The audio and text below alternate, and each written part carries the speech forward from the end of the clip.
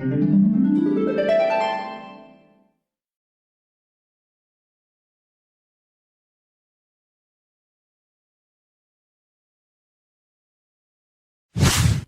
टोना जैसी चीजें खतरनाक है, लेकिन जब उनका प्रयोग एक बहू के हाथों होता है तो वो कितनी मजेदार हो जाती है, खुद देखिए। रामगढ़ गांव में सुधा रहती थी। सुधा की सास उससे बड़ा काम कराती, तो पति ऐसा जो ना कभी घुमाने ले जाता और ना ही कभी कोई तोहफा लाता। बेचारी इस बात से हमेशा दुखी रहती, लेकिन एक दिन उसकी जिंदगी बदल जाती है। अरे सुधा, सारा दिन न जाने क्या क्या सपने देखती रहती है। जाकर कुछ बढ़िया सा खाना बना कर ले आ। सपना ना देखो तो क्या करूं, मेरे तो कर्म ही फूट गए जो ऐसे घर में शादी हो गई। इससे अच्छा तो माँ जी कोई फुल टाइम मेड ही रख लेते। ओहो, बढ़िया ही फुल टाइम मेड रखने वाली। मेरे बेटे के लिए तो विलायत से रिश्ते आ रहे थे। वो तो तेरे पापा ने तेरी इतनी झूठी तारीफ कर दी कि हमारा तो मन ही पिघल गया। अच्छा, विदेश से रिश्ते? वाह माँ जी वाह। अरे भगवान से तो डरिए, विलायती बहू लाकर क्या गाय का गोबर लिपवाती। बहू बहू होती है, ना वो देशी होती है ना विलायती। बहू का काम सिर्फ सास की सेवा और घर का काम होता है। और सुन, तुझे मैं क्यों बताऊं कि मैं क्या करती? जाकर घर का काम कर। सुधा मन महसूस कर वहां से चली जाती है। शाम को सुधा का पति जल्दी घर आता है, जिसे देख सुधा खुश हो जाती है। जी, आ गए आप? जरूर मुझे कहीं घुमाने ले जाने का प्लान होगा आपका। सब समझती हूँ मैं। अरे नहीं भाग्यवान, घूमना क्या है, बस आज जल्दी बस मिल गई तो घर जल्दी पहुंच गया। अच्छा सुनो, जरा आज शाम की चाय के साथ पकोड़े भी तल लेना, बड़ा मन कर रहा है। सुधा पति की बात सुनकर पैर पटकती हुई किचन में चली जाती है। वो काम करते करते खिड़की के बाहर देखती है कि तभी उसे एक चमकीली सी कॉपी दिखाई देती है। वो खिड़की से उस कॉपी को उठा लेती है और उसे खोल कर देखती है तो उसमें सुनहरे अक्षरों में लिखा होता है, जादुई किताब, इस पर जो लिखो वो सच होता है।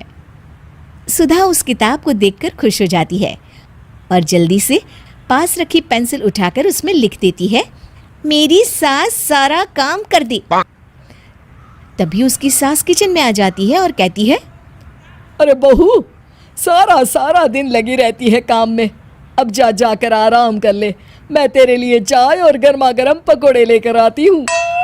सुधा ये देखकर हैरान हो जाती है और कॉपी लेकर कमरे में आ जाती है। तभी वो देखती है कि उसका पति आराम से बैठकर किताब पढ़ रहा होता है। सुधा झट से कॉपी निकालकर उसमें लिखती है, मेरा पति मुझे घुमाने ले जाए। बस फिर क्या था, सुधा का पति किताब बगल में रख देता है और उससे कहता है, बहुत दिन हो गए हम कहीं घूमने नहीं गए ना, चलो कल मैं ऑफिस से छुट्टी ले लेता हूँ।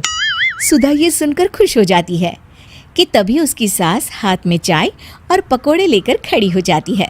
चलो बहू, कुछ खा लो। अरे किस्मत वाले हैं हम जो हमें तू मिली, वरना मेरे बेटे की शादी कहीं तय ही नहीं हो रही थी। कोई लड़की इस घर में शादी नहीं करना चाहती थी। ले बहू, खा ले। अब तो सुधा की बल्ले बल्ले हो गई थी। सुधा की सास और पति बस उसके इशारों पर घूमते। एक दिन सुधा को सास का हार पसंद आ जाता है। वो सास से कहती है, माँ जी कितना खूबसूरत हार है, क्या ये हार आप मुझे दे देंगी?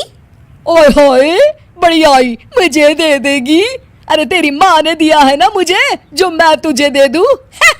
मैं अपने एक भी गहने तुझे कभी नहीं दूंगी। तभी सुधा अपने कमरे में जाती है और कॉपी में लिख देती है, सास के सारे गहने मेरे हो जाए।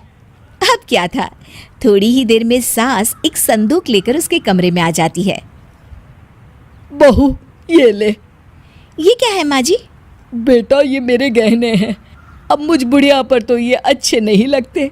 तेरी तो उम्र है पहनने उड़ने की, ये ले गहने तू ही रख ले। तभी सुधा की नज़र उस हार पर पड़ती है जो सासू माँ ने पहना है। और माँ जी ये हार जो आपके गले पर है? सास हार उतारते हुए कहती है, हाँ हाँ बहू, ये भी ले ले। फिर कान के टापस उतारते हुए कहती है। ये ले बेटा, तू ये भी ले ले। फिर एक एक कर वो अपने सारे पहने हुए गहने उतारने लगती है। ये भी ले ले बहू, ये भी ले ले। सुधा तो खुशी के मारे बौखला जाती है। हाँ हाँ, लाइए लाइए लाइए लाइए। तभी सुधा का पति उसके पीछे आकर खड़ा हो जाता है और जोर से चिल्लाता है। अरे सुधा, क्या हुआ? क्या लाइए लाइए कर रही हो? अरे जरा कढ़ाई में तो देख लो, सारे के सारे पकोड़े जल गए। तभी सुधा की सास भी उसके सामने आ जाती है। इस लड़की से तो एक काम ठीक से नहीं होता, दिन भर सपने ही देखती रहती है। तभी सुधा को होश आता है। वो खिड़की के बाहर देखती है जहां उसे कुछ दिखाई नहीं देता।